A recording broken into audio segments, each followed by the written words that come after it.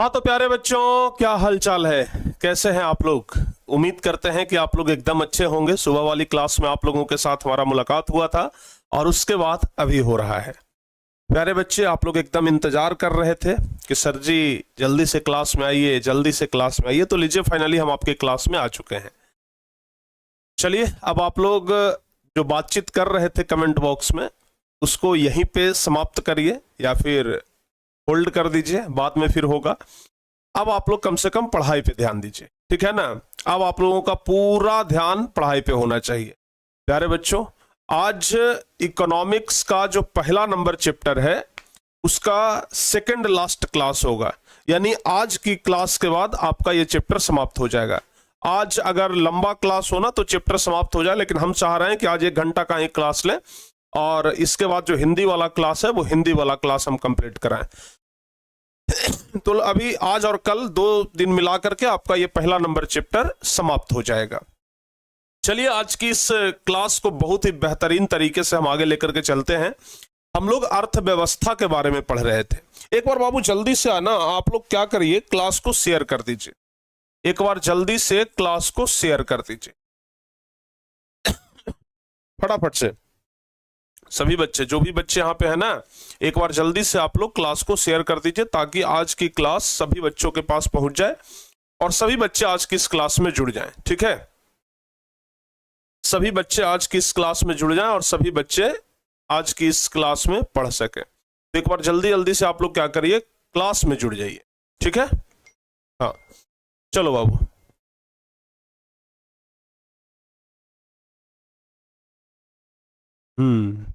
Share कर दिए sir, बहुत बढ़िया। जो बच्चे क्लास को लाइक नहीं किए वो बच्चे सब जल्दी से क्लास को लाइक कर लीजिए।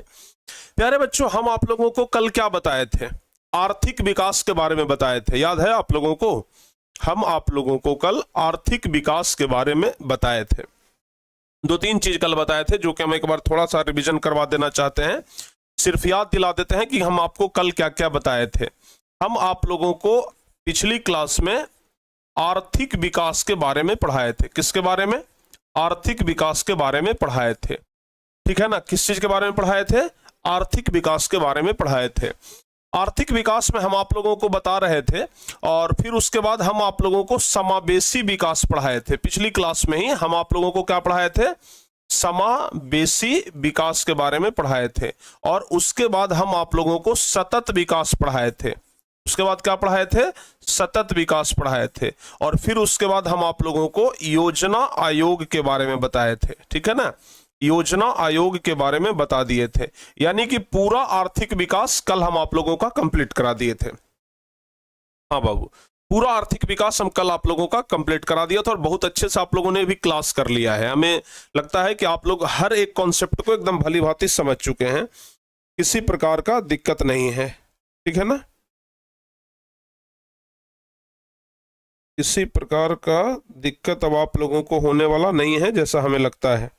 क्लियर? चलो बाबू, आज जो टॉपिक हम लोगों को पढ़ना है, इस टॉपिक का नाम क्या है? आज जो टॉपिक हम लोगों को पढ़ना है, ध्यान से सुनिएगा।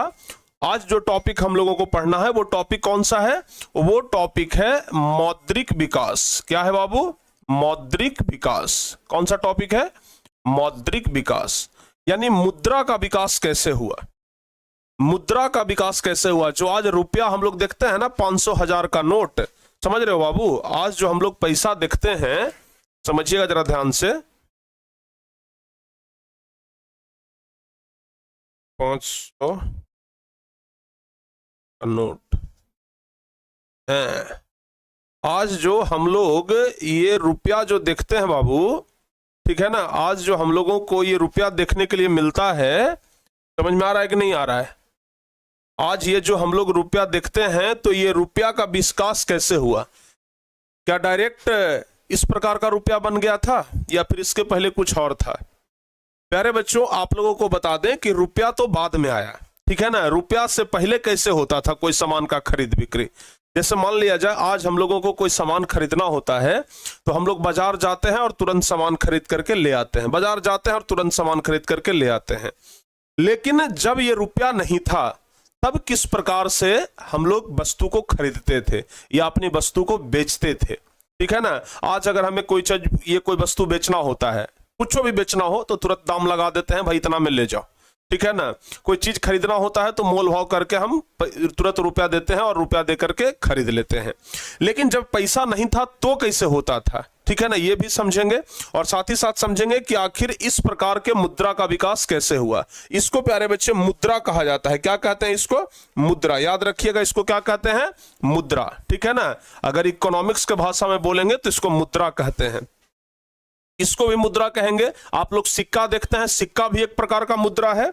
आप लोग देखते हैं क्या? चेक देखते हैं, चेक भी एक प्रकार का मुद्रा है। चेक भी एक प्रकार का क्या है? चेक भी एक प्रकार का मुद्रा है। सब एक प्रकार का मुद्रा है। तो चलिए उसके बारे में हम लोग समझते हैं, ठीक है ना। बाबू ध्यान रखना, एकदम बहुत ही अच्छे तरीके से हम आप लोगों को समझाएंगे। और हाँ, जो बच्चे टॉपर बैच में नहीं जुड़े हैं वो बच्चे टॉपर बैच में जरूर जुड़ जाइएगा। और सुबह में 8:30 बजे से आपका एक नया क्लास जो हमने जोड़ा है, उस क्लास में सभी बच्चे जुड़िए। बहुत सारे बच्चे आज उस क्लास में नहीं जुड़े थे, जबकि कल हम आप लोगों को बोल भी दिए थे, लेकिन फिर भी बहुत सारे बच्चे, ठीक है ना,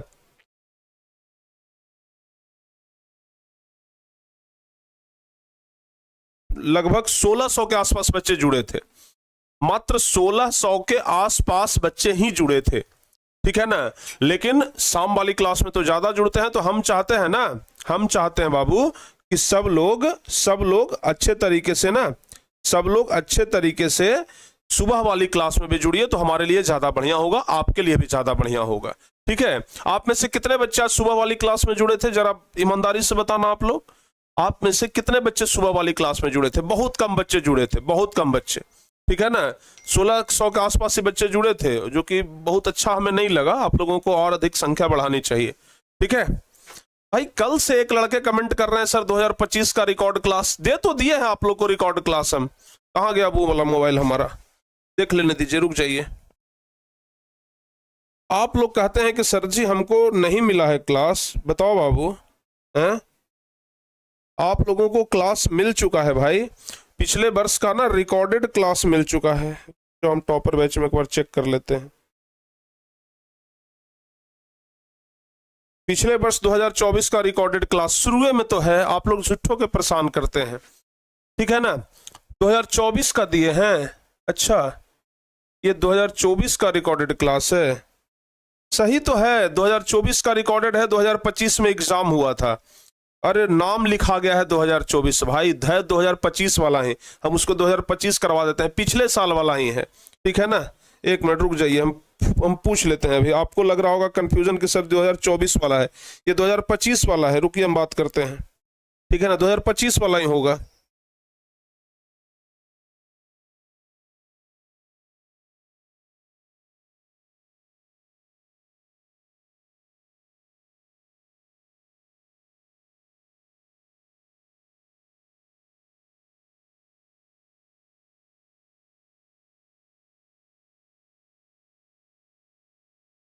हाँ सॉरी भाई, 2024 वाला ही डलायल था अभी तक, ठीक है ना। अभी हमें पता चला इस बात का, ठीक है ना। हमको लग रहा था कि 2025 वाला है।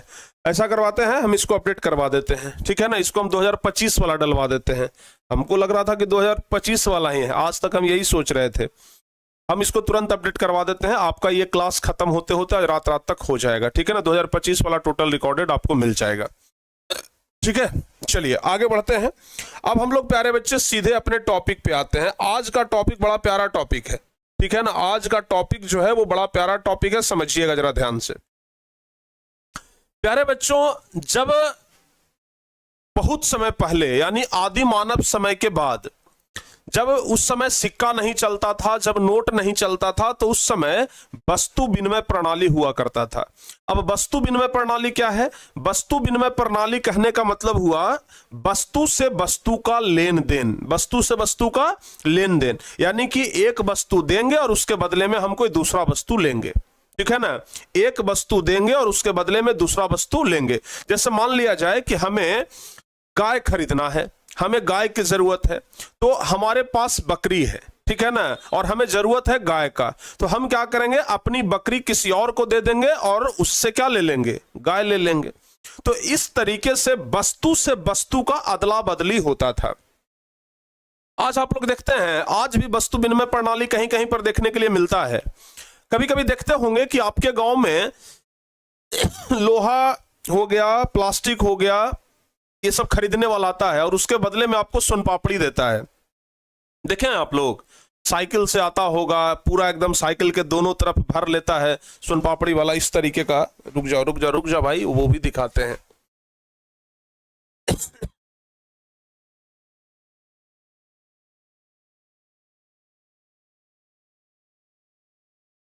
इस तरीके से हम लोगों के गांव में तो आता है, शायद आप लोग के गांव में आता होगा, ठीक है ना। सोन पापड़ी बेचने वाला ना आदमी आता था साइकिल से।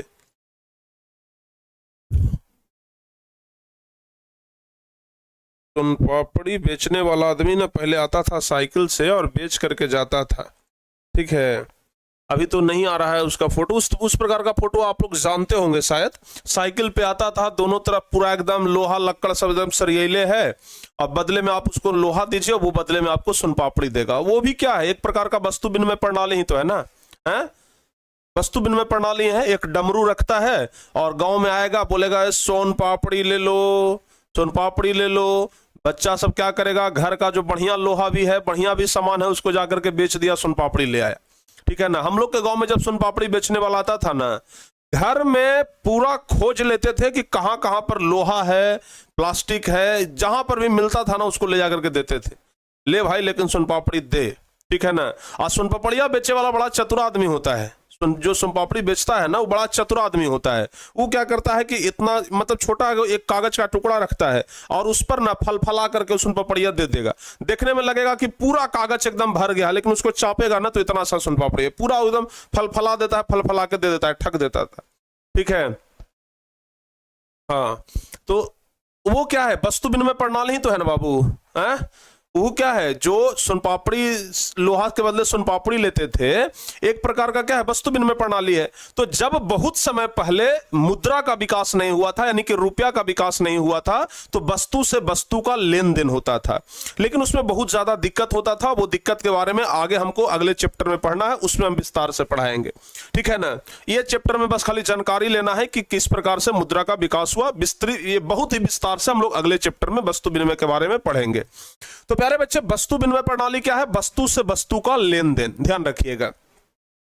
मुद्रा का विकास नहीं हुआ था तो लोग वस्तु से वस्तु का लेन देन करके अपनी आवश्यकता की पूर्ति करते थे, ठीक है ना। अच्छा, दूसरा क्या हुआ, जब प्यारे बच्चे वस्तु से वस्तु का लेन देन होता था और जब उसमें बहुत ज्यादा दिक्कत होने लगा, ठीक है ना, तो फिर मुद्रा का विकास हुआ था।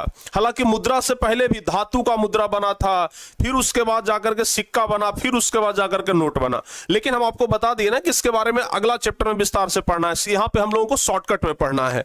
तो देखिए, पहले वस्तु विनिमय प्रणाली होता था, लेकिन जब लोगों को वस्तु विनिमय प्रणाली से काफी समस्या होने लगा, लोगों को बहुत ज्यादा जब समस्या होने लगा, तब मुद्रा का विकास हुआ। यानी कि क्या बना, सिक्का और नोट बना। क्या बना, सिक्का और नोट। तो वस्तु विनिमय प्रणाली में लोगों को अनेकों तरह के कठिनाइयों का सामना करना पड़ता था, अतः लोगों ने मुद्रा से वस्तुओं एवं सेवाओं का विनिमय करना शुरू कर दिया। उसे ही मौद्रिक विनिमय प्रणाली कहते हैं। यानी कि जब मौद्रिक विनिमय प्रणाली हुआ तो लोगों को कोई चीज खरीदना और कोई चीज बेचना बड़ा आसान हो गया। पैसा लेकर के जाइए भैया, सामान लेकर के आ जाओ, ठीक है ना। पैसा लेकर के जाओ, सामान लेकर के आ जाओ। हमको कोई चीज बेचना है, पैसा दो, सामान लो। तो अब मौद्रिक विनिमय प्रणाली से बहुत ज्यादा क्या हो गया, सुविधा हो गया। लेकिन बात क्या है प्यारे बच्चे कि मौद्रिक विनिमय प्रणाली में ना बड़ा दिक्कत होने लगा था। कुछ दिक्कत क्या होने लगा था, जैसे मान लिया जाए किसी को 5 लाख रुपया देना है, ठीक है ना, किसी को 5 लाख रुपया देना है, एकदम झोला में रुपया सरियाए और झोला में रुपया सरिया करके मोटरसाइकिल पर बैठे, मोटरसाइकिल पर बैठ कर निकल गए, और पीछे से किसी को पता लग गया कि अरे हम तो आज 5 लाख रुपया लेकर के जा रहे हैं, ठीक है ना। पीछे से किसी को पता लगा कि हम आज 5 लाख रुपया लेकर के जा रहे हैं, वो अलगे वो बंदूक लेकर के निकल गया, चल बेटा तेरा रास्ता में छेक करके छीन लेंगे, ठीक है ना। 5 लाख रुपया हम लेकर के जा रहे हैं और पीछे से कोई लग गया, वो आपका पैसा पूरा छीन लिया, ठीक है ना। स्वेच्छा से दे दिए तो ठीक है, ना तो मारियो दिया। बड़ा तरह की दिक्कत होता था। भारी अलगे होता था, अगर किसी को 10-20 लाख रुपया देना है तो बोड़ा में माथा पकड़ के ले जा रहे हैं, कितना दिक्कत होता था जी, दिक्कत होता था कि नहीं होता था। तो इस वजह से लोगों को लगा कि ना भाई, ये रुपया ज्यादा इधर उधर ले जाना सुरक्षित नहीं है, कुछ ऐसा उपाय होना चाहिए कि इन सब समस्या से निजात मिल जाए। तब बैंक वाला सब कहा कि ठहर जाओ, हम उसका भी उपाय निकालते हैं। बैंक वाला क्या किया? बैंक वाला निकाल दिया चेक। बैंक वाला क्या निकाल दिया? चेक निकाल दिया। बैंकिंग प्रणाली आ गया, ठीक है ना। अब क्या होता है, इस प्रकार का एक चेक रहता है, वही वाला चेक जो टॉपर में, जब टॉपर बनने पर हम सब लोगों को देते हैं। देखे थे ना इस बार जो बच्चे टॉपर बने थे उन सब लोगों को हम चेक दिए थे। आप लोग भी टॉपर बनिएगा, आप लोगों को भी चेक देंगे, ठीक है ना। तो जब मौद्रिक प्रणाली से थोड़ा बहुत समस्या आने लगा तो बैंकिंग प्रणाली आया और उसमें क्या बन गया? चेक बन गया। और चेक में फिर क्या हुआ? बस चाहे कितनों भारी भरकम रुपया काहे न देना हो, 1 करोड़ देना है, चेक में भर करके दे दीजिए। 10 लाख, 20 लाख, 50 लाख, चाहे 10 से 1000 किसी को कहे ना देना हो, चेक में भरिए और चेक भर करके तुरंत दे दीजिए। अच्छा, आप लोग में से कितने ऐसे बच्चे हैं जो चेक के माध्यम से कभी रुपया किसी को भेजे हैं? चेक के माध्यम से कभी किसी को पैसा भेजे हैं? चेक भरने आता है आप लोगों को जी? हैं? एकदम झूठ, मतलब झूठ नहीं बोलना है, एकदम सही बताना है। कितने बच्चे ऐसे हैं जिनको चेक भरने आता है? कितना का? कितनों का? 10 रुपया, 20 रुपया, 50,000, 100, मतलब जितना का भी चेक, तो भाई कितना का भी हो सकता है। भरने आता है? बहुत सारे बच्चे को नहीं भरने आता है, ठीक है ना। बहुत सारे बच्चे भर लेते हैं। देखो बाबू, चेक भरना कोई बहुत मुश्किल काम नहीं है। इस प्रकार का चेक रहता है, ठीक है ना। हालांकि चेक के बारे में ना अगले चैप्टर में पढ़ना है, अगले चैप्टर में हम आपको चेक भरना सिखाएंगे, इस चैप्टर में रहने दीजिए, ठीक है ना। तो देखिए, बैंकिंग प्रणाली आया और बैंकिंग प्रणाली आया तो चेक का विकास हुआ। तो चेक के माध्यम से अब लोगों को सुविधा होने लगा।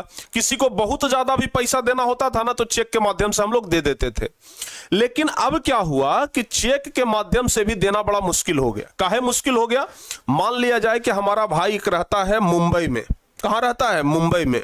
उसको आज के आज अर्जेंट पैसा का जरूरत पड़ गया, हम उसको पैसा कैसे भेजेंगे? दिक्कत है कि नहीं है? उसको कैसे पैसा भेजेंगे? अब चेक लेंगे, चाहे वहां पैसा लेंगे, तब ना वहां जाकर के पहुंचाएंगे, तो ये बड़ा दिक्कत होता था। तो फिर लोगों को लगा कि नहीं भाई, कुछ ऐसा व्यवस्था आना चाहिए कि पैसा एक जगह से दूसरा जगह आसानी से क्या हो जाए? ट्रांसफर हो जाए, ठीक है ना। तो फिर बैंक वाला सब क्या किया? अकाउंट नंबर निकाला। अकाउंट नंबर से दूसरे अकाउंट नंबर में पैसा भेजना बड़ा आसान हो गया। उसी को कहते हैं कोर बैंकिंग प्रणाली। क्या कहते हैं? कोर बैंकिंग प्रणाली। यानी एक व्यक्ति के खाते से दूसरे व्यक्ति के खाते में पैसा ट्रांसफर होने लगा, उसी को कहते हैं कोर बैंकिंग प्रणाली। समझ में आ गया? अब क्या हुआ? अब चेक का भी झंझट खत्म हो गया। अब चेक का भी झंझट खत्म। अब क्या हुआ भाई, कोई रहता है दिल्ली में, मुंबई में, ढाका में, बनारस, कहीं रहता है, पैसा भेजना है, फोन किया है, पैसा भेजो जी, पैसा तुरंत उसके पास पहुंच गया, ठीक है ना। पैसा तुरंत उसके पास पहुंच गया, कोई दिक्कत नहीं है। लेकिन फिर भी लोगों को दिक्कत होने लगा। कहा कि भाई दिक्कत तो होता है। अगर मान लिया जाए कि पैसा कोई भेज दिया तो उसको निकालने के लिए बैंक में जाना पड़ता है। पैसा अगर कोई भेजा तो नंबर में लगना पड़ता है, निकालने के लिए बैंक में जाना पड़ता है, घंटों खर्च होता है, 1-2 घंटा का समय लगता है, लाइन में लगते हैं, तब जाकर के पैसा निकलता है। बड़ा दिक्कत है। कुछ ऐसा होना चाहिए कि झट से जाए और झट से पैसा निकाल करके आ जाए, तुरंत जाए और तुरंत पैसा निकाल करके आ जाए, जिसको कहते हैं कि चट मंगनी पट ब्याह, ठीक है ना। तो ये वाला समस्या सब लोगों के सामने आया कि भाई अब कुछ ऐसा करिए कि चट मंगनी पट ब्याह हो जाए, यानी कि जल्दी से जाए और तुरंत जब जरूरत पड़े तुरंत पैसा निकाल करके ले आए। तो बैंक वाला कहा कि ठहर जाओ, ये भी समस्या का समाधान करते हैं, ठीक है ना। बैंक वाला क्या किया कि अब एटीएम कार्ड निकाल दिया। डेबिट कार्ड को ही कहते हैं एटीएम कार्ड। क्या कहते हैं? ATM card. अब एटीएम कार्ड निकाल दिया भाई, जगह जगह पर एटीएम मशीन लगा दिया, जब जरूरत पड़े तब जाओ भाई और एटीएम घुसाओ और पैसा निकाल करके ले आओ। बाजार गए हो, पैसा खत्म हो गया, तुरंत एटीएम से निकाल लो। कहीं बाहर घूमने गए हो, पैसा खत्म हो गया, तुरंत एटीएम से निकाल लो। अब कोई समस्या ही नहीं रहा, ठीक है ना। अब कोई समस्या ही नहीं रहा। अब लोगों को लगा कि भाई एकदम क्लियर है, अब बढ़िया चीज है, ठीक है ना। एटीएम का आविष्कार हुआ, एटीएम बना, अब लोगों को बहुत सुविधा होने लगा। लेकिन कुछ कुछ लोगों को अभी भी दिक्कत होने लगा। क्या दिक्कत होने लगा? एटीएम में से पैसा तभी ना निकाल सकते हैं जब बैंक में पैसा आपके खाते में पैसा हो। आपके खाते में पैसा रहबे नहीं करेगा, आपके खाते में पैसा रहबे नहीं करेगा तो एटीएम से क्या निकलेगा? खाता में पैसा रहेगा तब ना जी, अकाउंट में पैसा रहेगा तब ना एटीएम में से पैसा निकलेगा। अकाउंट में पैसे नहीं रहेगा, एटीएम से पैसा निकाल लीजिएगा, संभव नहीं है। तो लोगों को लगने लगा कि भाई देखो कुछ ऐसा रहे ना कि अगर एकाएक हमारे पास पैसा खत्म हो जाए तो भी हम कुछ अपना काम कर लें। फिर बाद में पैसा आएगा तो हम किसी को दे देंगे। दूसरा आदमी से मांगने जाते हैं तो देवे नहीं करता है। दूसरा आदमी से पैसा मांगेगा कि भाई जरा काम चलाओगे पैसा, हमारा पास पैसा नहीं है। अरे भोरे था, ये घड़ी खत्म हो गया, ठीक है ना। किसी से मांगने जाओ पैसा है, अरे यार 2 घंटा पहले कहता था तुमको पैसा दे देते, अभी उसको दे दिए, ठीक है ना, तुम पहले से बतावे नहीं किया जी, ठीक है ना। यानी कि अगर तुम किसी से पैसा मांगने जाओ ना तो 100 तरह का बहाना मार देगा वो, ऐसा ऐसा बहाना मारेगा ना कि लगेगा कि एकदम 5G बहाना है, 5 स्टार रेटिंग देने का मन करेगा, ठीक है ना। तो लोगों को लगा कि भाई बैंक ही हमारे लिए कुछ ऐसा सिस्टम कर दे कि अगर हमारे खाते में पैसा न रहे फिर भी हम काम कर सके। तो बैंक वाला क्या किया, क्रेडिट कार्ड ले आया, कहा कि ले बेटा क्रेडिट कार्ड तो यूज कर, ठीक है ना। बैंक वाला कहा कि लो भाई तू क्रेडिट कार्ड यूज कर, ठीक है ना। अगर तुम्हारा क्रेडिट बढ़िया है, अगर तुम्हारे साख बढ़िया है तो हम तुमको क्रेडिट कार्ड देंगे, ठीक है ना। और क्रेडिट कार्ड में 50,000, 1 लाख, 2 लाख, 5 लाख, 10 लाख का लिमिट दे देंगे। अगर तुम्हारा नेचर बढ़िया है, यानी कि तुम समय पर पैसा लेते हो और समय पर पैसा लौटा देते हो, तब जाकर के बड़ा दिक्कत है। अगर समय पर पैसा लेते हो, समय पर लौटा देते हो, तब कोई दिक्कत नहीं है, तुमको हम लिमिट बढ़ा देंगे। तो अब बैंक क्या करता है, 50,000, 1 लाख का अगर जरूरत हो तो आपको क्रेडिट कार्ड दे देगा। आप चाहें तो आप भी जाकर के क्रेडिट कार्ड ले सकते हैं। अब क्रेडिट कार्ड में क्या सुविधा है कि अगर आपके अकाउंट में पैसा नहीं भी है, अगर आपको कोई एकाएक सामान खरीदने का मन कर गया तो किसी से पैसा मांगना नहीं है, क्रेडिट कार्ड से जाकर के सामान खरीद लीजिए और आपको 1 महीना के अंदर में बैंक को पैसा लौटा देना होता है। तो क्रेडिट कार्ड का यह सुविधा हुआ। अब लोगों को लगा गया अरे बहुत बढ़िया हो गया भाई, अब तो किसी प्रकार का दिक्कत ही नहीं है, अब तो एकदम बल्ले बल्ले हो गया, ठीक है ना। तो धीरे धीरे धीरे धीरे जैसे लोगों का आवश्यकता बढ़ते गया वैसे वैसे वैसे वैसे मुद्रा का विकास होते गया और मुद्रा का अलग अलग स्वरूप बदलते गया, ठीक है ना। पहले वस्तु मुद्रा आया, फिर मौद्रिक प्रणाली आया, वस्तु विनिमय प्रणाली, फिर मौद्रिक प्रणाली आया, फिर ये चेक आ गया, फिर बैंकिंग प्रणाली आ गया, ट्रांसफर करने वाला सिस्टम, फिर भेजने वाला सिस्टम, तो फिर एटीएम कार्ड आ गया। अब तो भाई उससे भी सस्ता चीज है, अब तो आ गया है फोन पे, गूगल पे, पेटीएम, भारत पे, बहुत तरह का पे आ गया है। बस कुछो करो पे करो, कुछो करो पे करो, ठीक है ना। अब तो आप लोगों को पैसा भी पैकेट में रखने का जरूरत नहीं है, ठीक है ना। मोबाइल रखिए काम हो जाएगा, लेकिन उसका कभी कभी खामियाजा भुगतना पड़ जाता है, ठीक है ना। उसका कभी कभी खामियाजा भुगतना पड़ जाता है। अब जैसे मान लिया जाए कि कहीं पे जा रहे हैं, ऑटो पे बैठ गए, ठीक है ना। ऑटो वाले को बोल रहे हैं भाई पैसा नहीं है कैश, मोबाइल से लोगे, ना ना ना मोबाइल से ना लेंगे, उतर जाइए। बड़ा बेइज्जती लगता है, उस समय लगता है कि ससुरा उतार दिया, बताओ जी हैं। उस समय ज्ञान देना पड़ता है कि अरे मोदी जी डिजिटल इंडिया कर दिए, तुम लोग अभी तक नहीं सुधरे हो, ठीक है ना। तो ये सब बात होता है कि नहीं होता है। तो अब तो अनेक तरह का चीज आ गया और समझिए कि ये ऑनलाइन सिस्टम आया तब जाकर के आज ऑनलाइन पढ़ाई भी हो रहा है कि नहीं हो रहा है, बहुत बढ़िया से हो रहा है। आप देखिए कहाँ रहते हैं, हम कहाँ रहते हैं, फिर भी आप पेमेंट करते हैं, टॉपर बैच में जुड़ जाते हैं, हम यहाँ से पढ़ा देते हैं, आपके पास पहुंच जाता है, कोई चीज भेजते हैं आपके पास पहुंच जाता है। कितना बढ़िया सिस्टम सब हो गया है, ठीक है ना। तो इस तरीके से करके प्यारे बच्चे मुद्रा का क्या हुआ, विकास हुआ, ठीक है ना। इस तरीके से करके क्या हुआ, मुद्रा का विकास हुआ। तो ये आपको शॉर्टकट में हम बता दिए कि मुद्रा का विकास किस तरीके से हुआ, ठीक है ना। अब प्यारे बच्चे हम बात करते हैं 2 चीज का जो कि काफी ज्यादा इंपॉर्टेंट है, जिसमें 2 चीज आता है। सबसे पहला तो आता है राष्ट्रीय आय, सबसे पहला क्या आता है, राष्ट्रीय आय, और दूसरा क्या होता है, प्रति व्यक्ति आय। दूसरा होता है प्रति व्यक्ति आय, दूसरा क्या होता है, प्रति व्यक्ति आय। एक हो गया राष्ट्रीय आय और दूसरा क्या हो गया, दूसरा हो गया प्रति व्यक्ति आय। तो अब हम लोग समझेंगे कि राष्ट्रीय आय क्या है और प्रति व्यक्ति आय क्या है, ठीक है ना। अब हम लोग समझेंगे कि राष्ट्रीय आय क्या है और प्रति व्यक्ति आय क्या है। देखो बाबू एक चीज आपको बताते हैं, हम लोग कोई भी सामान खरीदते हैं ना तो उस पर सरकार को, गवर्नमेंट को टैक्स जाता है कि नहीं जाता है। अच्छा आप में से कितने ऐसे बच्चे हैं जो सरकार को टैक्स देते हैं? जो सरकार को टैक्स देते हैं वो यस सर लिखिएगा, जो सरकार को टैक्स नहीं देते हैं वो नो सर लिखिएगा। आप में से कितने ऐसे बच्चे हैं जो सरकार को टैक्स देते हैं, जरा बताइए। आप में से कितने ऐसे बच्चे हैं जो सरकार को टैक्स देते हैं, सरकार को टैक्स भरते हैं? बताओ बाबू जल्दी से।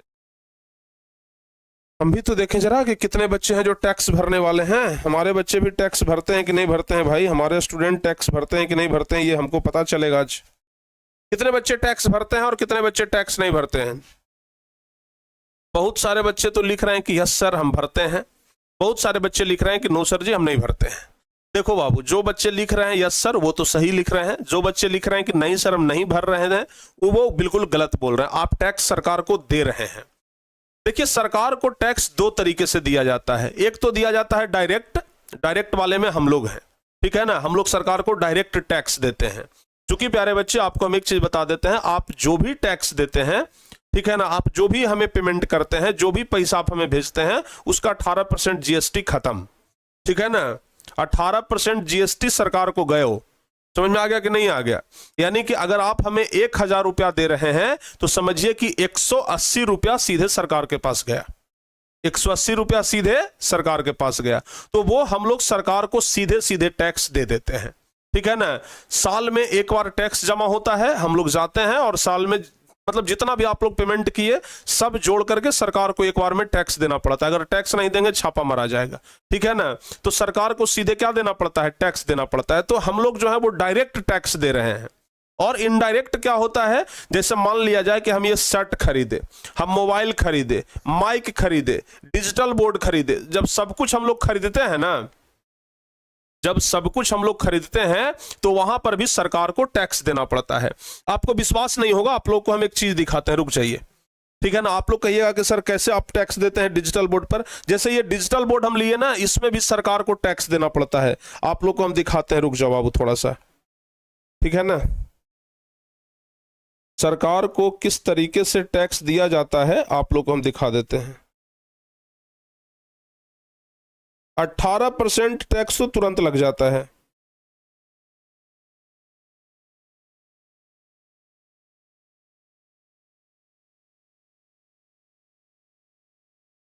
कैमरा खरीदो, उस पर टैक्स लग जाता है। कैमरा खरीदिएगा ना, तुरंत उस पर टैक्स लग जाएगा। कुछ भी खरीदिए तुरंत उस पर टैक्स लगना एकदम तय है।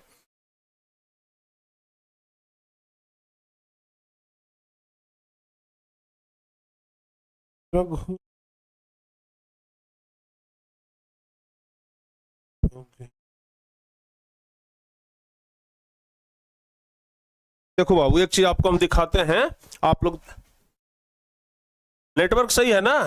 नेटवर्क में तो कोई दिक्कत ना है बाबू, नेटवर्क एकदम सही है। देखिए, आपको हम एक चीज दिखाते हैं किस तरीके से टैक्स हम लोग को तुरंत लग जाता है। देखिए, ये बिल हम आपको दिखा रहे हैं, ठीक है ना।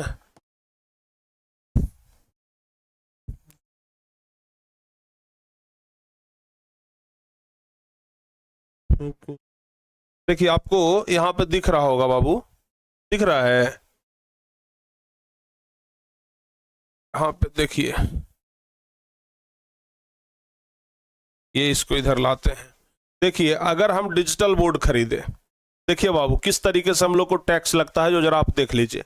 हम लोग डिजिटल बोर्ड खरीदे, मान लिया जाए कि ये हमारा असली का बिल है, कोई ऐसा झूठा बिल नहीं दिखा रहे हैं, ये हमारा असली का बिल है जो हम डिजिटल बोर्ड लिए हैं। 2,88,136 रुपया उसका दाम है, ठीक है ना। डिजिटल बोर्ड जो हम खरीदे और डिजिटल बोर्ड के साथ कुछ और सामान खरीदे थे, ठीक है ना। ऐसे 2 लाख में डिजिटल बोर्ड देता है और उसके साथ हम एक कैमरा खरीदे थे, ठीक है ना। तो 2,88,000 का हमारा डिजिटल बोर्ड कैमरा हुआ। उसमें हमारा देखिए जीएसटी कितना जुट गया है? 18%।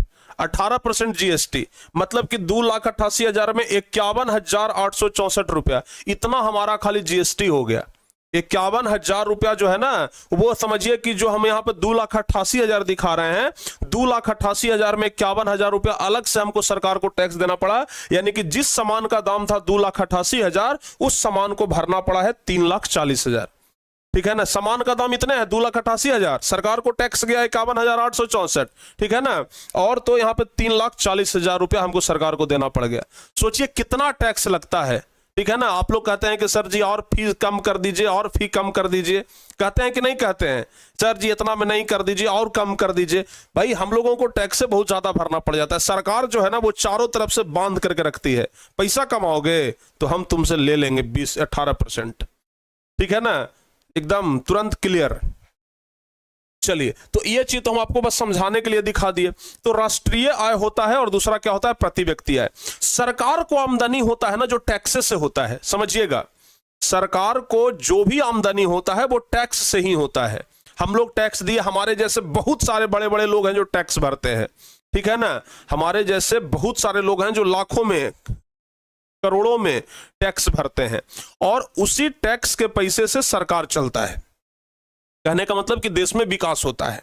समझ आ गया ना। सरकार को आमदनी कहां से है? सरकार का कोई नौकरी करती है नहीं ना। सरकार को आमदनी होता है, सरकार को आमदनी कहां से होता है? सरकार को आमदनी होता है टैक्स से ही।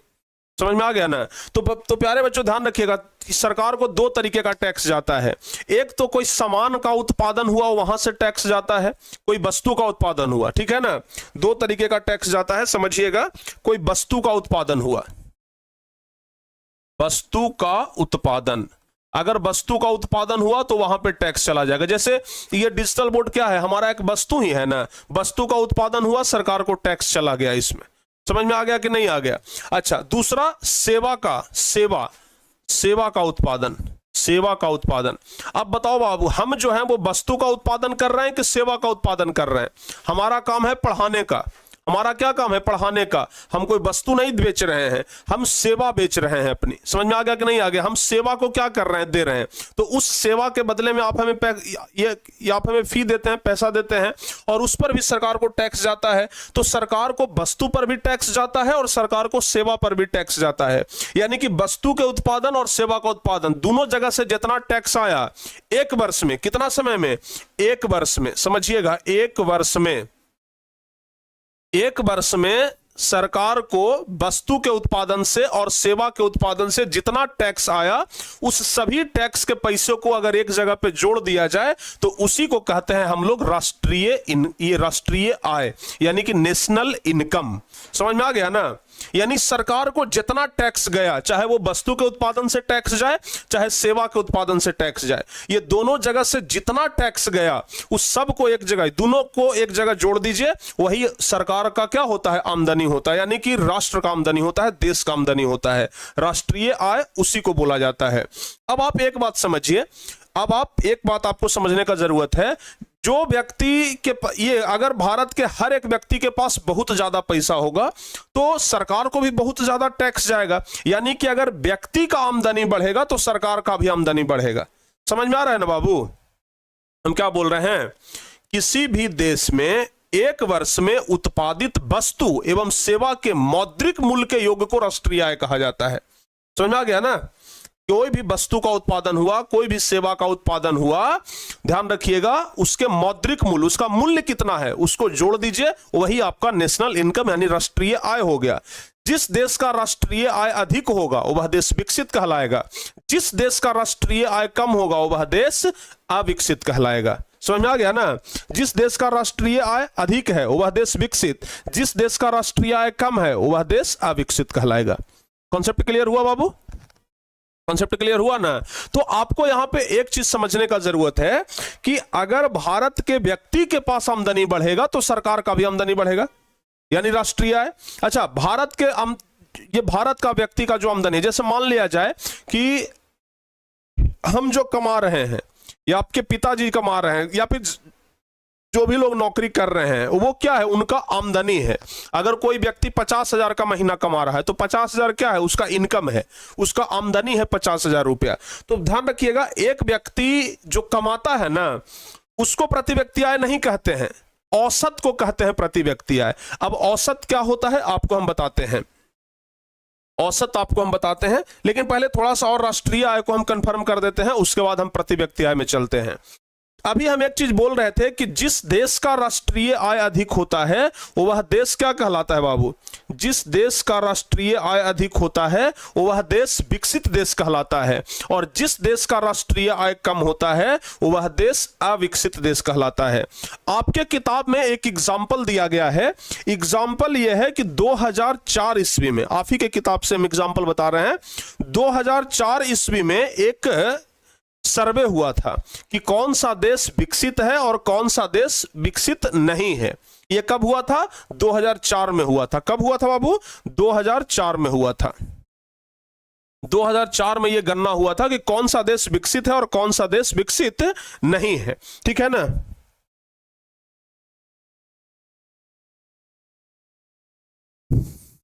अच्छा देखिए, उसमें क्या कहा गया, वो जो गणना हुआ था 2004 में, उसमें कहा गया कि 4,53,000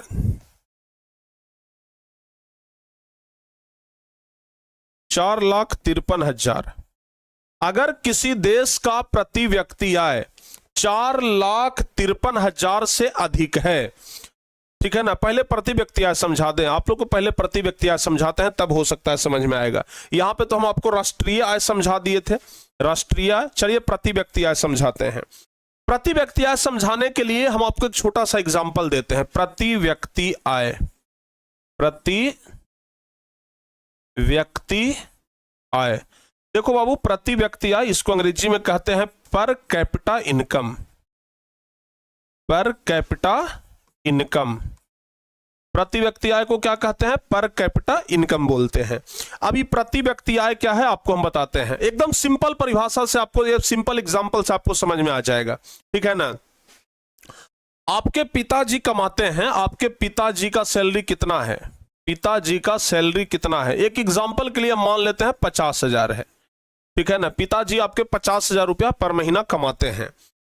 अब आपसे अगर पूछा जाए कि आपके घर का प्रति व्यक्ति आय कितना है, आपके घर में सिर्फ एक पिताजी हैं और घर में परिवार की कुल संख्या, समझिएगा, परिवार के सदस्य की संख्या, परिवार के सदस्य की संख्या, परिवार के सदस्य की संख्या। मान लिया जाए कि एक आपके पिताजी हो गए, आप मम्मी हो गए, दादा हो गए, दादी हो गए, 4 गो, आप एक भाई एक बहन, मतलब 6 गो। मान लिया जाए 5 गो हम मानते हैं। मान लिया जाए कि आपके परिवार में कुल 5 सदस्य हैं। आपके परिवार में कुल कितने सदस्य हैं? 5 गो। 5 गो में सिर्फ कमाने वाले एगो हैं आपके पिताजी, 50,000 रुपया कमाते हैं महीना में, ठीक है ना। और परिवार में सदस्य की संख्या के गो है? 5 गो है। अब ये बताओ, अगर हम आपसे पूछे कि ये बताओ कि हर एक आदमी पर कितना रुपया पड़ा, हर एक आदमी पर जितना रुपया पड़ा वही आपका प्रति व्यक्ति आय कहलाया। प्रति मतलब हर एक, व्यक्ति मतलब व्यक्ति, आय मतलब इनकम, यानी कि प्रति व्यक्ति कितना इनकम हुआ। तो प्यारे बच्चों आप ये समझिए, ये हमारे पिताजी का इनकम है और हम लोग 5 गो आदमी हैं। अगर पांचों को अगर बराबर बराबर एवरेज अगर निकाला जाए प्यारे बच्चों, तो कितना पड़ेगा? 10,000 रुपया पड़ेगा। यानी कि अगर पूछा जाए कि हमारे घर का प्रति व्यक्ति आय, यानी कि हर एक व्यक्ति पर कितना रुपया पड़ रहा है, तो 10,000 रुपया पड़ रहा है, ठीक है ना। तो अगर आपसे पूछा जाए कि आपके घर का इनकम कितना है, तब तो बताना है 50,000। लेकिन अगर ये पूछ दे कि आपके घर का प्रति व्यक्ति इनकम कितना है, मतलब एक व्यक्ति पर कितना पड़ रहा है, तब तो एक व्यक्ति पर 10,000 ना पड़ा। समझ में आ गया ना? एक व्यक्ति पर कितना पड़ा? 10,000 पड़ा। सेम उसी प्रकार से देश का इनकम भी निकाला जाता है, सेम उसी प्रकार से देश का इनकम निकाला जाता है। समझ में आ गया ना? देश का इनकम उसी प्रकार से निकाला जाता है। मान लिया जाए कि सरकार को राष्ट्रीय आय आया, राष्ट्रीय आय आया, ठीक है ना। राष्ट्रीय आय चाहे जितना भी आया, अब आपको यह देखना होगा कि जो राष्ट्रीय आय आया वो तो ठीक बात है, देश में कितने लोग हैं, यानी कि जो देश की जनसंख्या है, जो देश की क्या है? जनसंख्या। देश की क्या है बाबू? जनसंख्या। यानी कि राष्ट्रीय आय में से जनसंख्या हम भाग दे देंगे।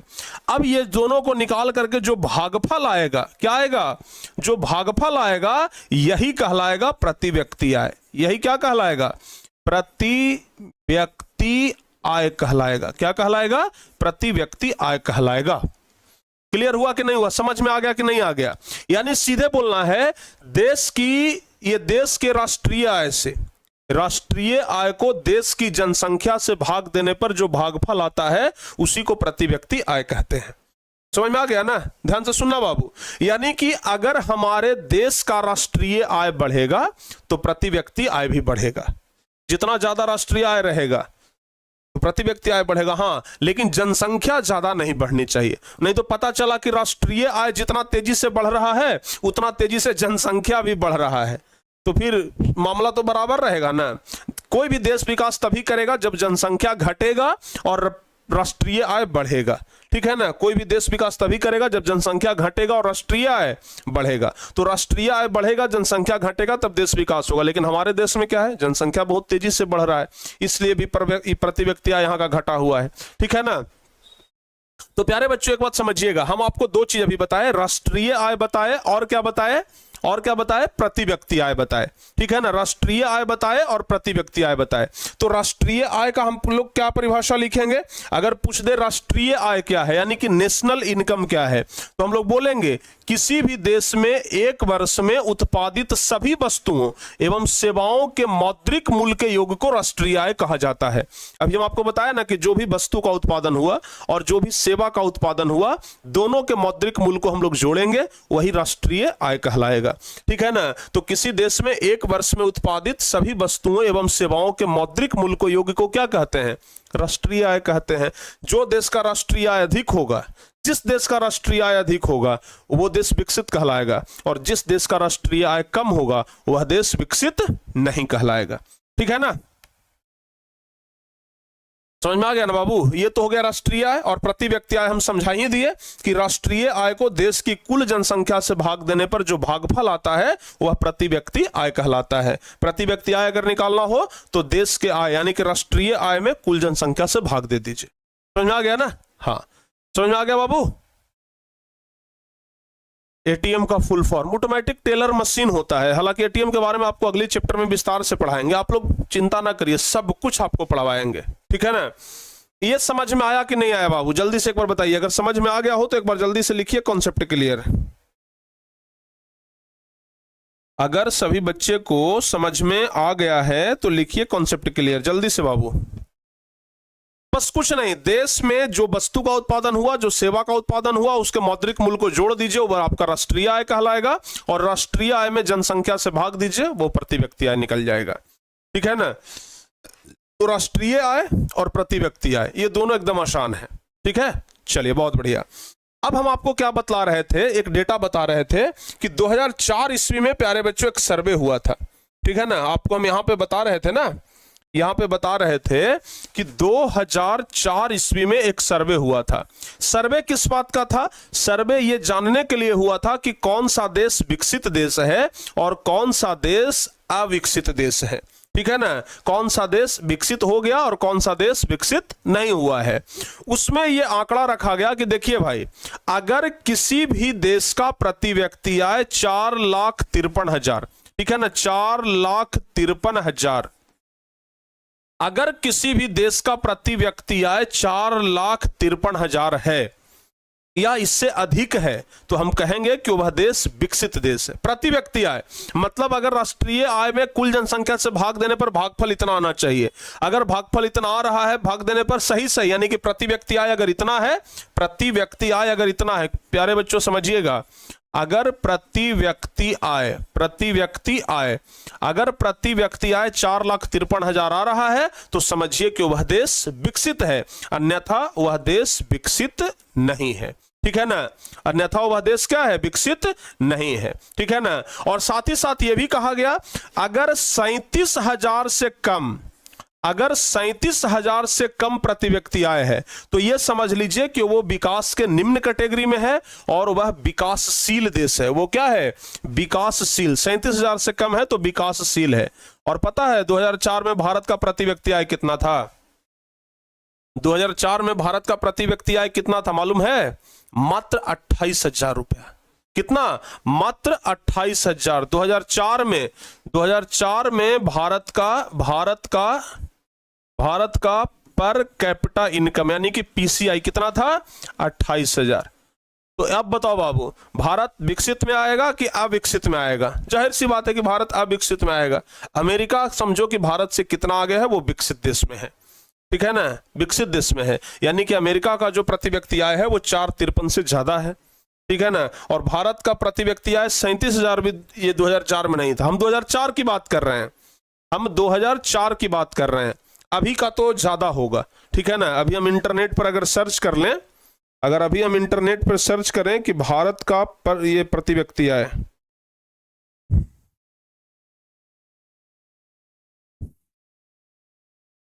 Per capita income of India,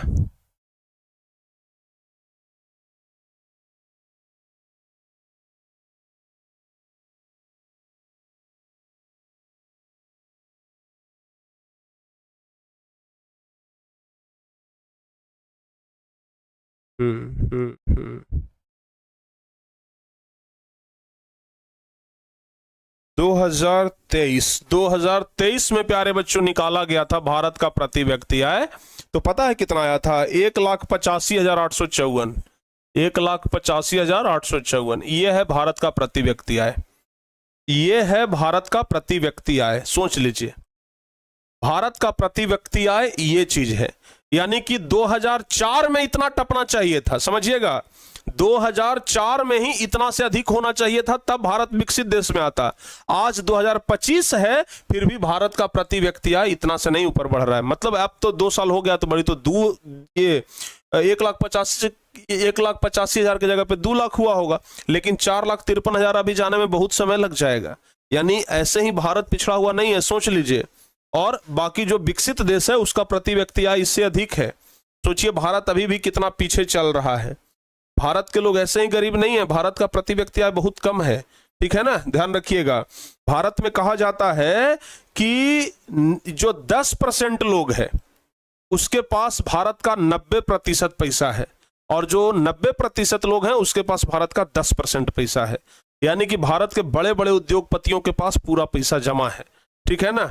हाँ, तो प्यारे बच्चों, भारत अभी भी प्रति व्यक्ति आय के मामले में बहुत पीछे है, ठीक है ना, ये बात ध्यान रखिएगा। समझ में आया कि नहीं आया? चलिए, एक बच्चे ने कमेंट किया है कि गुरुजी परीक्षा में फुल फॉर्म भी आता है।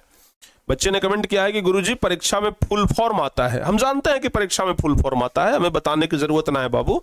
तो परीक्षा में फुल फॉर्म आता है तो आपको हम कुछ महत्वपूर्ण फुल फॉर्म दे रहे हैं। ये समझ में आ गया ना, प्रति व्यक्ति आय समझ में आ गया, राष्ट्रीय आय समझ में आ गया, ये सब समझ में आ गया। अब अगर फुल फॉर्म आता है तो आप लोगों को हम याद करने के लिए कुछ फुल फॉर्म दे रहे हैं।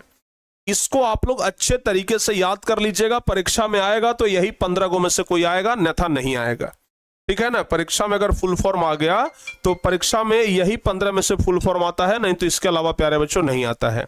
तो अगर ये आप 15 याद कर लेते हैं तो समझिए कि आपका पूरा परीक्षा में जो भी फुल फॉर्म आएगा वो सब कंप्लीट हो जाएगा, ठीक है ना। वो सारा क्या हो जाएगा बाबू? कंप्लीट हो जाएगा।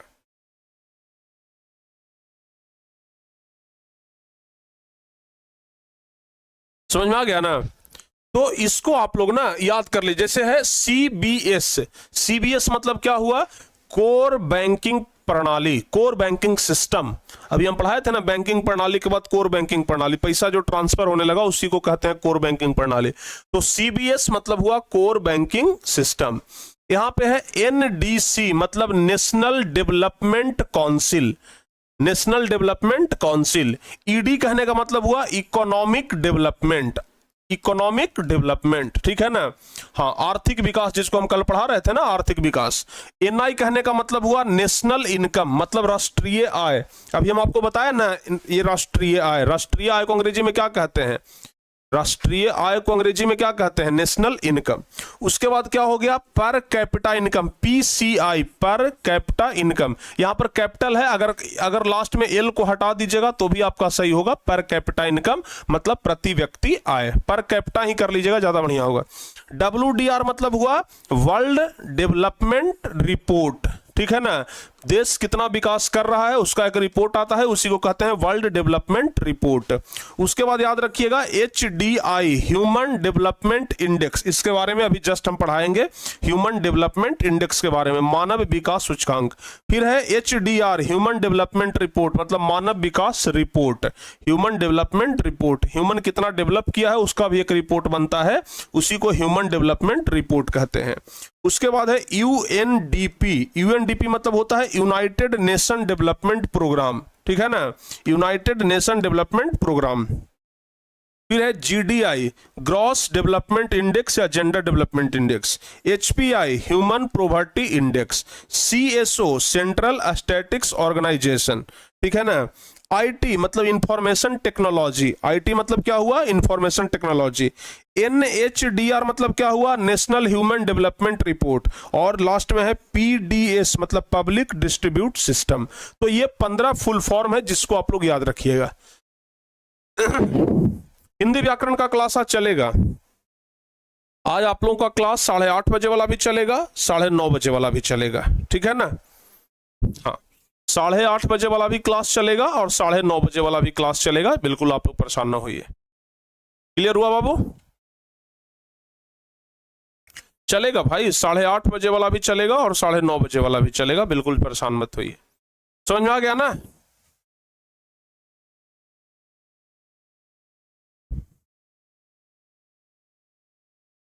अब देखो बाबू, इसके आगे अब हम लोगों को पढ़ना है मानव विकास सूचकांक के बारे में, ठीक है।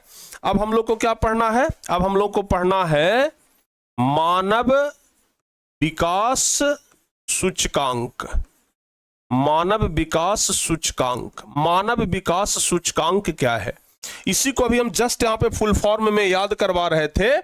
HDI कहां गया जी? HDI, human development index. इसी को कहते हैं मानव विकास सूचकांक। इसी को क्या कहते हैं?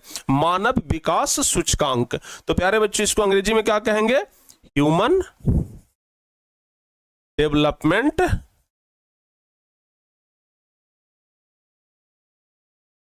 डेवलपमेंट इंडेक्स, ठीक है ना। इसी को कहते हैं मानव विकास सूचकांक। क्या कहते हैं? मानव विकास सूचकांक। समझ में आ गया ना? मानव विकास सूचकांक यही है। तो मानव विकास सूचकांक क्या बनाता है? ये देखो बाबू, ये मानव विकास सूचकांक जो है वो लिस्ट तैयार करता है। किस चीज का लिस्ट तैयार करता है? कि मानव कितना विकास किया है, इसका लिस्ट, ठीक है ना। मानव कितना विकास किया है इसका लिस्ट तैयार करता है। कौन? मानव विकास सूचकांक, ठीक है ना।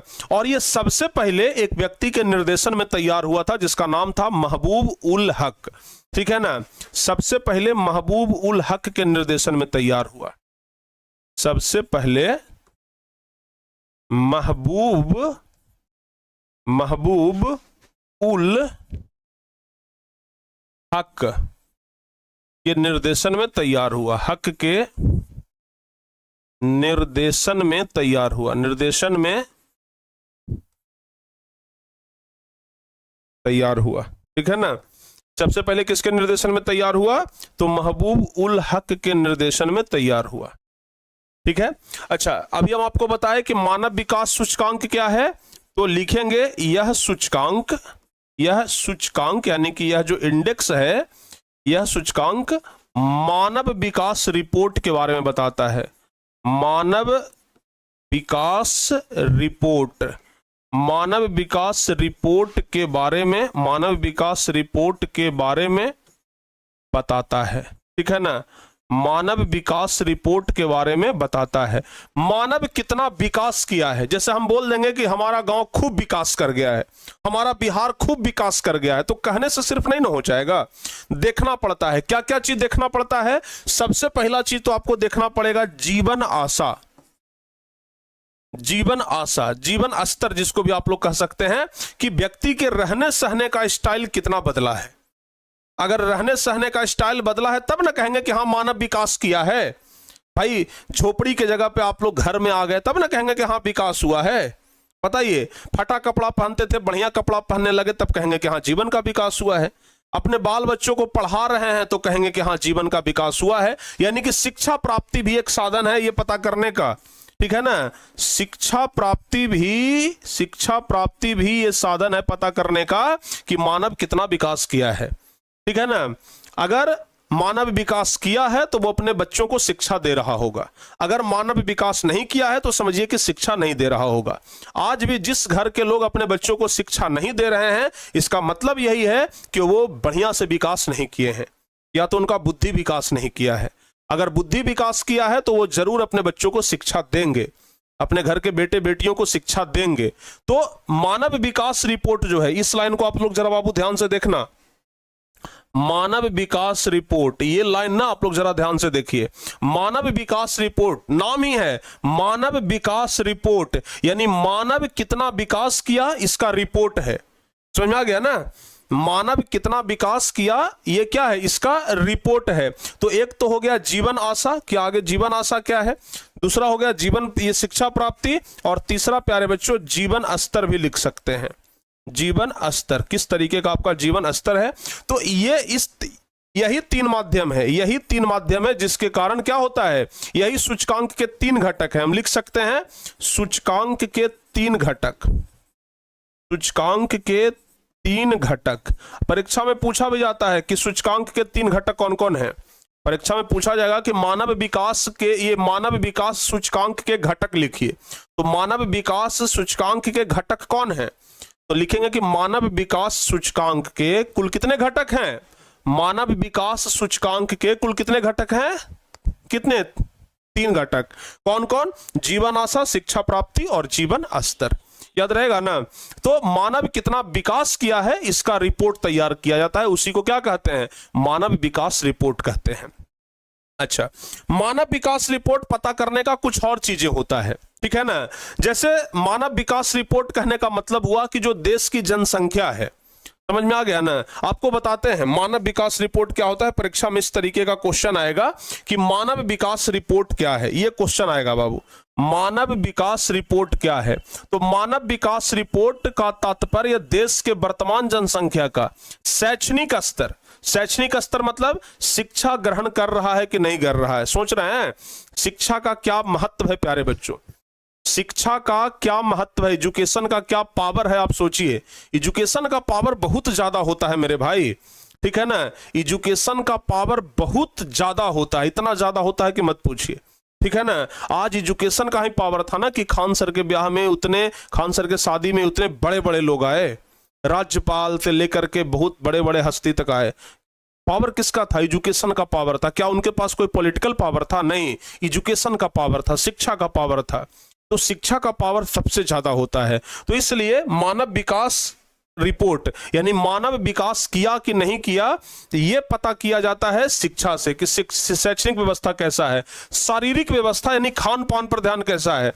मानव अगर विकास किया है तो उसका शरीर बढ़िया होगा, ठीक है ना। शारीरिक व्यवस्था कहने का मतलब कि रोग बीमारी तो नहीं है। ऐसा नहीं कि रोग है उसके लोग दिखा नहीं रहे क्योंकि लाचार हैं। अगर लाचार हैं, अपने रोग को नहीं दिखा रहे हैं, इसका मतलब कि उनका भी विकास नहीं हुआ है। मानसिक विकास हुआ है कि नहीं हुआ है, विकास का निर्धारण करना। इस रिपोर्ट को भारतीय लोकतंत्र के लिए एक प्रमुख दस्तावेज माना जाता है, ठीक है ना। भारतीय लोकतंत्र के लिए ना एक प्रमुख दस्तावेज माना जाता है। भारतीय लोकतंत्र के लिए एक प्रमुख दस्तावेज माना जाता है ये मानव विकास रिपोर्ट को। क्योंकि भारत में कितने लोग विकास किए, कितने लोग विकास नहीं किए, ये कैसे पता चलता है?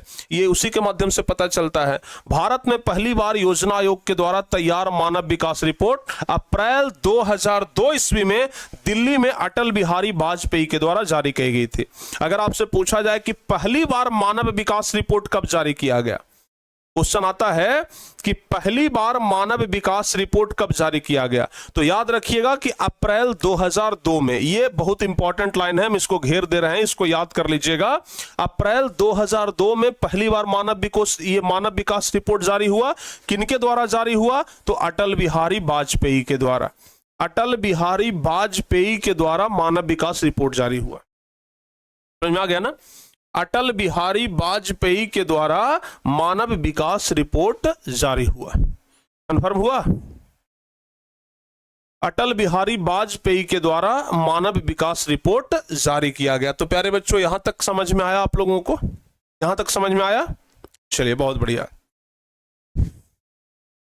यहां तक समझ में आ गया ना?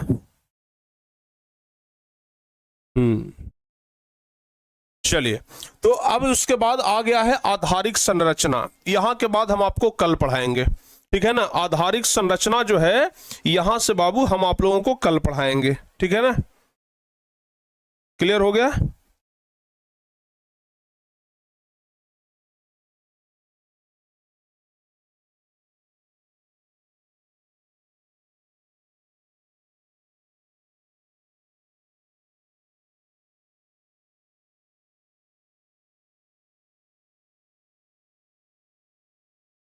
समझ में आ गया ना? हाँ, तो यहां तक बाबू आज आप लोग को हम बता दिए मानव विकास रिपोर्ट तक।